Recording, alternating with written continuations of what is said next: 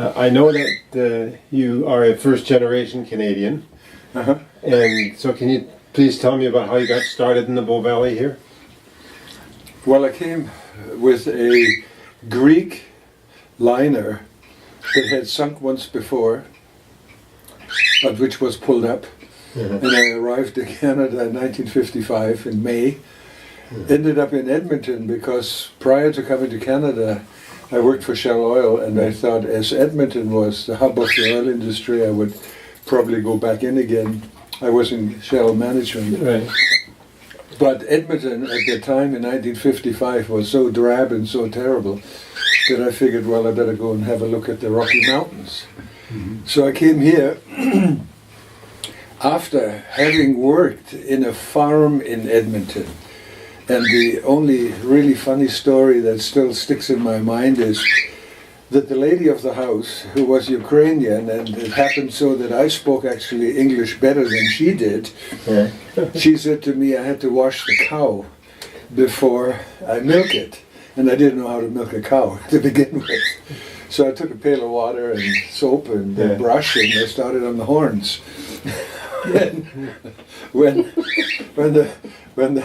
the master of the house came in and saw me washing the cow, he had a fit.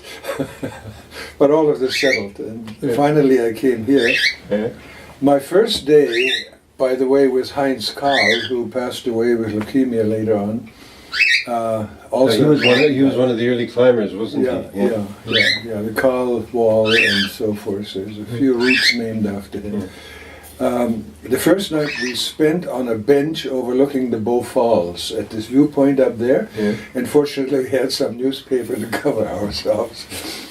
And we were going to go to the Banff Springs Hotel to try to see whether we could get a job washing dishes. But this didn't work out at all because we went to climb Mount Cascade. And on the way to Cascade, this guy stopped, gave us a lift. And he turned out to be the personnel chief of the Department of Public Works. So this was on a Saturday, and on a Monday I started to work for the federal government. And this went on for 13 years. DPW, highway location and construction. I was actually the chief draftsman for the outfit for many years, and worked in highway number 93 to Radium. We built this whole thing. So it wasn't constructed when you came here? Oh no, there was just a gravel road at the time.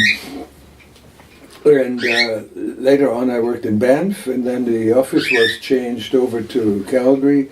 So I commuted to Calgary for 2.5 years, and there was still not a 4-lane highway, it was still 2. It was pretty tough in the wintertime. But later on then Walter Perrin, who was the Swiss guide who had been hired by Parks Canada actually to be the rescue chief, he passed away with leukemia too, at a fairly young age too. Where did he live? Did he live in Banff? He lived in Banff, yeah. And Peter Perrin is the lawyer in Canmore, his son, right?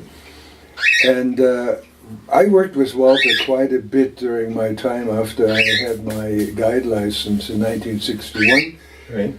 Which was really a funny sort of a deal, because Walter tested all of the people who came to him wanting to have a guide license.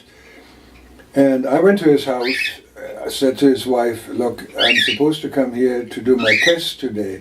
And she said, well, Walter's at a rescue at Eisenhower Tower. So I drove out there, went up halfway the Eisenhower Tower, and Walter looked down, he was up there by himself. He said, bring my pack. He didn't see that I already had a pack, so I put his pack on my pack, and up the Eisenhower Tower went. And what had happened was there were 3 guys up there who had been stuck for 3 days already and couldn't get down. They got up, but they couldn't get down. So Walter took 2 down, and he told me to take the one fellow down the route I had come up, which was a much, much steeper route than the normal route. And when this guy looked over the edge, he said, I'm not going to go down there. This is way, way steeper than what we tried before, and we couldn't get down. So I said, well, you have two choices. I either kill you and take your body down, or you climb down, because this is my test. So we got down, and I got my license for rock climbing anyway, and then I went to Victoria, Mount Victoria with Walter, and did my ice and snow stuff. And then I had my license.